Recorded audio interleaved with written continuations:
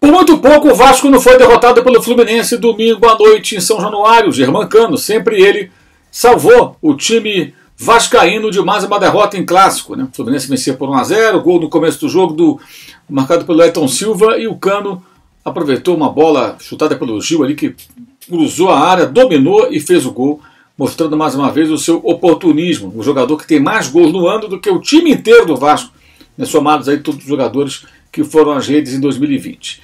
2020 é ano de eleição e ano de luta contra o rebaixamento. E de eleição tumultuada, para variar. Rotina do Vasco da Gama, né? Isso não muda, é algo impressionante.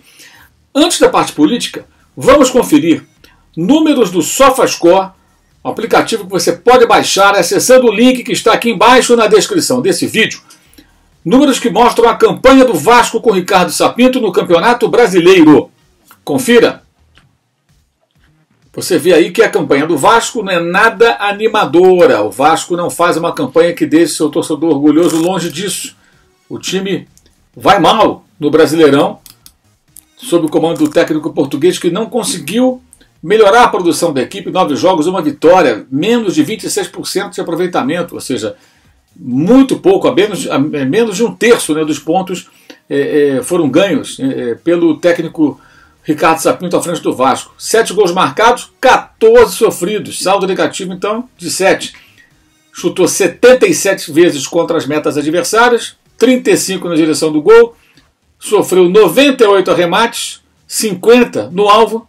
Criou 9 chances de gol, grandes chances, e permitiu a seus oponentes 24 grandes chances de gol.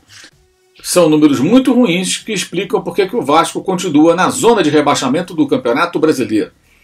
E seria pior se tivesse perdido para o Fluminense.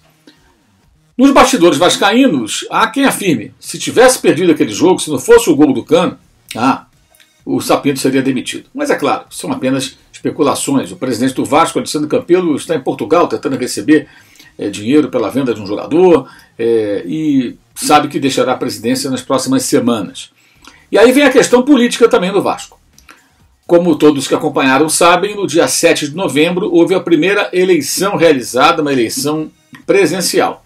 O candidato Levinciano foi o mais votado, numa apuração maluca que faltou luz, aí os votos, as urnas seriam levadas para algum local seguro, não conseguiram levar para lugar nenhum, acabou que abriram as urnas e contaram os votos, enfim, ganhou o Levinciano nessa eleição tumultuada.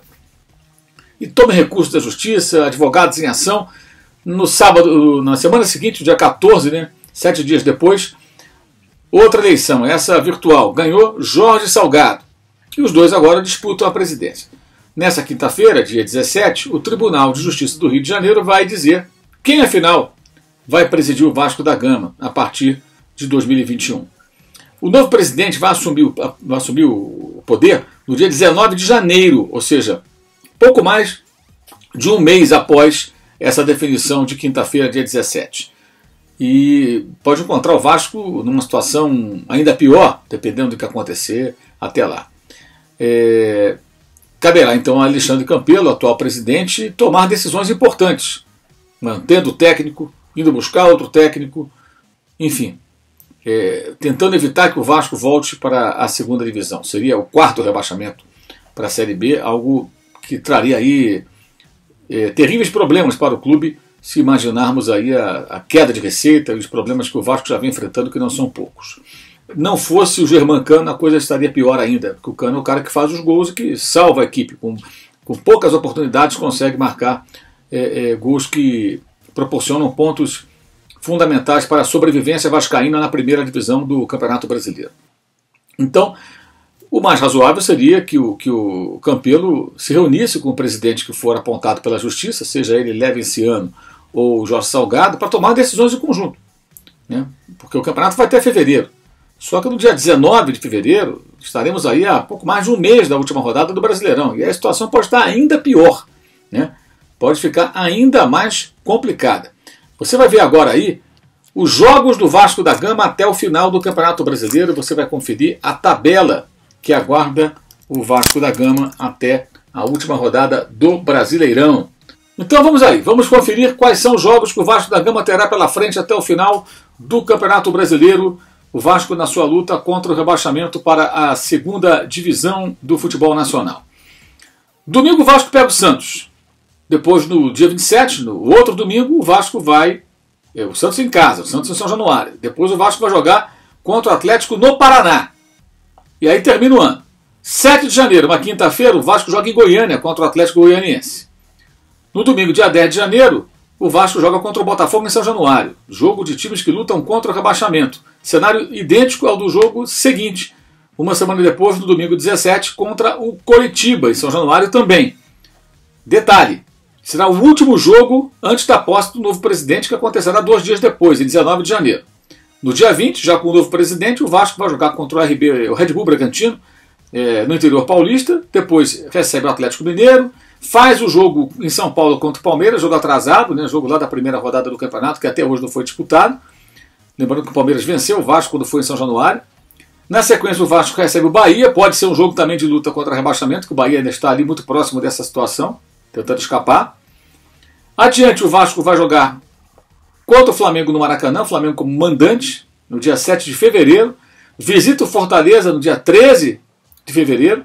E aí faz no dia 17 um jogo contra o Inter, no Rio de Janeiro. Visita o Corinthians e encerra contra o Goiás, outro time que luta contra o rebaixamento para a segunda divisão, no dia 24 de fevereiro, a última rodada do Campeonato Brasileiro. Então o Vasco terá 9 jogos a disputar sob a presidência de Levinciano ou Jorge Salgado já no poder. Mas é claro, como eu disse, pode acontecer, até acho que deveria acontecer, a partir de quinta-feira, com a definição do novo presidente vascaíno, uma conversa desse presidente que for determinado pela Justiça, Levinciano ou Jorge Salgado, com o atual presidente Alexandre Campelo, para que tomem decisões em conjunto sobre o futebol do Vasco, antes que seja tarde demais, né? Porque a situação é, de fato, muito preocupante.